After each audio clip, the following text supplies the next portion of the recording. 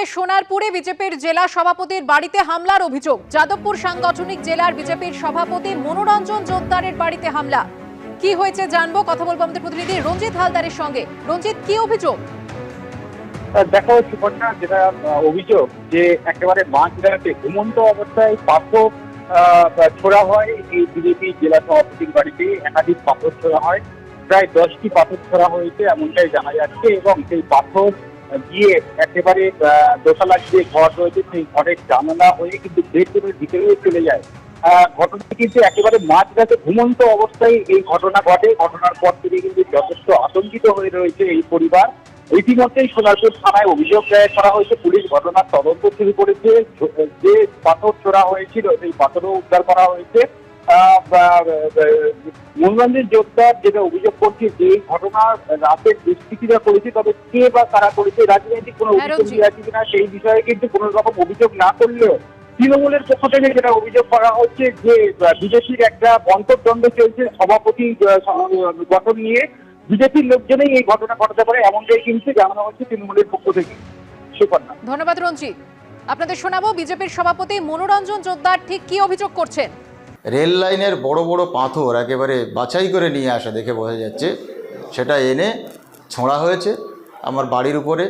তাতে আমার বিভিন্ন জায়গায় টাইলস ভেঙেছে এবং একটা জানালার কাঁচ মারাত্মকভাবে ভেঙে ওখানে পড়ে আছে।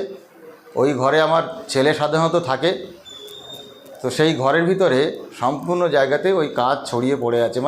মারাত্মকভাবে কাল জখম হতে পারতো ওই ঘরে যদি ছেলে থাকতো। জানলাটা ভাঙা, বাইরেও কিছু পাথর পড়ে আছে। উদ্দেশ্য সমাজ বিরোধীদের উদ্দেশ্য কী থাকতে পারে আমি তো বুঝতে পারছি না, যে এটা হঠাৎ করে কেন ঘটলো, তাদের উদ্দেশ্য কি এটা আমি বুঝতে পারছি না। এবার দলের একাংশকে নিশানা বাঁকুড়ার তৃণমূল সাংসদের। পঞ্চায়েত থেকে জেলা স্তরের কর্মীদের হুঁশিয়ারি দিলেন সাংসদ অরূপ চক্রবর্তী। কি বলেছেন শোনাবো। পঞ্চায়েতে যারা গেছে তারা ভাবছেন আমি পঞ্চায়েতটা চালালেই হবে, আমার পার্টির দিকে মুখ না ঘুরালে হবে। এই জিনিস কিন্তু চলবে না।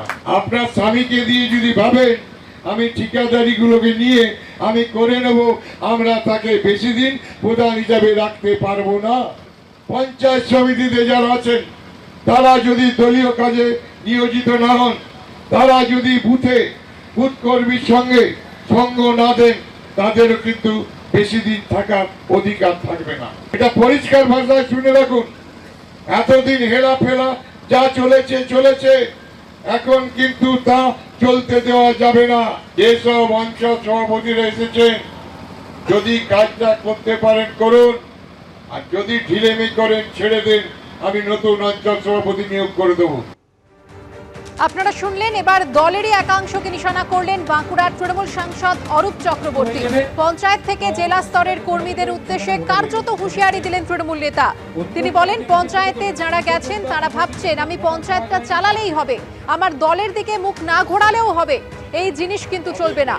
পঞ্চায়েত সমিতিতে যারা আছেন তারা যদি দলীয় কাজে নিয়োজিত না হন, তাদেরও বেশি দিন থাকার অধিকার থাকবে না। এখানেই শেষ নয়, গতকাল হাটগ্রামের দলীয় সভা থেকে পঞ্চায়েত প্রধান এবং তাদের স্বামীদের বিরুদ্ধেও সরব হন বাঁকুড়া তৃণমূল সাংসদ। আমরা যাদের ট্রেনিং দেওয়ার জন্য যাচ্ছি পঞ্চায়েতকে, পঞ্চায়েত সমিতিকে, জেলা পরিষদকে, সবাইকে কাজ করতে হবে। নির্বাচনে জোড়া ফুল চিহ্নে নিয়ে ভোটে জিতবে আর তুমি কাজ করবে না পার্টির, তা হবে না। পার্টির কাজটা করতে হবে। প্রধানদেরকে বলেছি পার্টির কাজে নিয়োজিত হন, বুথে যান, মেম্বার বুথে যান, প্রধান বুথে যান, পঞ্চায়েত সমিতি বুথে যান, জেলা পরিষদ বুথে যান, নিজের বুথে যান। বুথে গিয়ে কর্মীদের উৎসাহিত করুন। মনটা পঞ্চায়েতে দিন, আপত্তি নেই, মানুষের কাজ হোক, কিন্তু অন্যদিকে বেগতিক করলে কিন্তু দল বেশি দিন রাখবে, পরবর্তীকালে টিকিটও পাবে না কাজ ঠিক মতো না করে। আর দলের সঙ্গে থাকতে হবে। পঞ্চায়েত জিতে গেছি আমি ভোট দেখবো না, আমি পঞ্চায়েত দেখবো না, আমি বুথ দেখবো না, তা হবে না।